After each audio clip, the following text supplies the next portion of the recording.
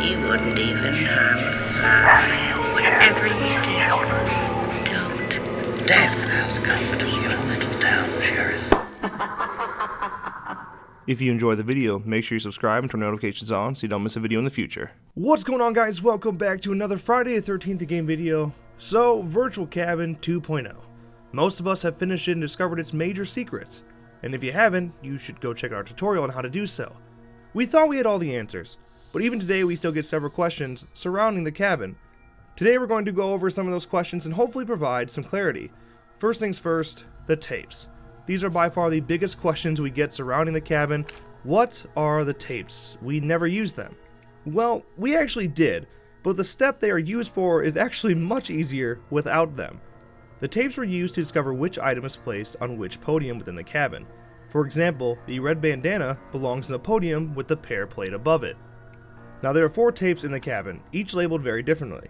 However, all of them contain part numbers in their titles, starting with the first tape titled Summer Camp. Old fans of the game will remember that before they got the rights to the Friday the 13th title, it was originally called Slasher Volume 1 Summer Camp. This tape is meant to represent the original Friday the 13th film. Now if you put it into the VCR, you'll be presented with a pause screen with a time code 1551. What you'll have to do next is actually whip out your Friday the 13th film collection, because that time code is telling you where to pause during the first Friday the 13th film. If you go to 15 minutes and 51 seconds into the first film, you'll see that Steve Christie is wearing the red bandana, which can be found in the bathroom of the virtual cabin. Now like I said previously, the whole point of these tapes is to help you discover which item belongs on which podium. Because of this tape, we know that the red bandana belongs in the first podium, which is represented with a single pear on a plate. I know this is all very confusing and was much easier to discover simply by recognizing the items in general. Most fans of the films will recognize these items and will know which films they go with, so the entire timecode step is just unnecessary, but quite impressive regardless. Their attention to detail in the virtual cabin is truly incredible, which is exactly why fans enjoyed it so much. Now the next tape, titled A Long Night at Camp Blood Part 2, obviously is meant to represent Friday the 13th Part 2. The time code for this tape is 4219.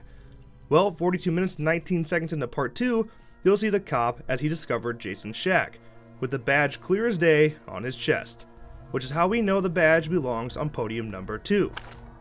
Then there's tape 3, titled Star Mummy 3, has a time code of 3444.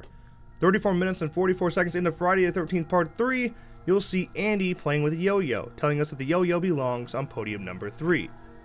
And last but not least, tape number 4, titled Roy's Revenge Part 4, has a time code of 4518. Well, 45 minutes and 18 seconds into Friday the 13th, the final chapter, you'll see Crispin Glover wearing the blue hat that can be found on the front door of the virtual cabin, telling us that it belongs on podium number 4.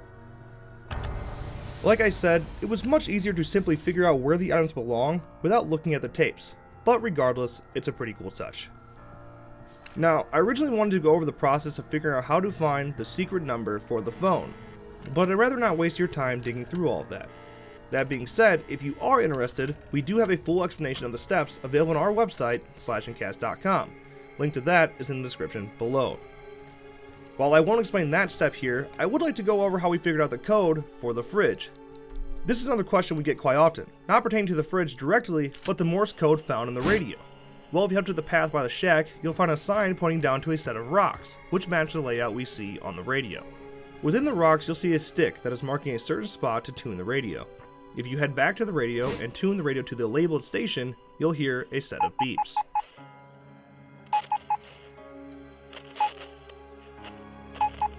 The beeps come in a 5-3-1-2 order, which of course is a code for the padlock to the fridge. Once again, another very cool, yet tricky puzzle.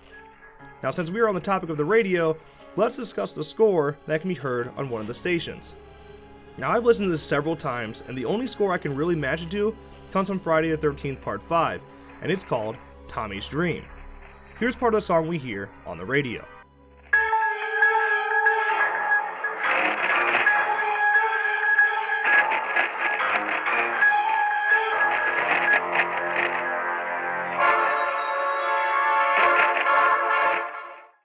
Now, here's part of the Friday the 13th Part 5 score.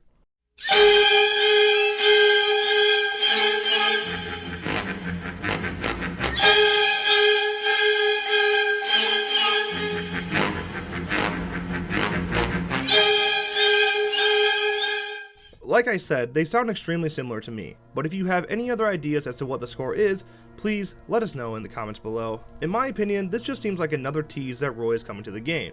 Whether that is within the game mode Paranoia or not, we still don't know, but all signs point to Roy's arrival.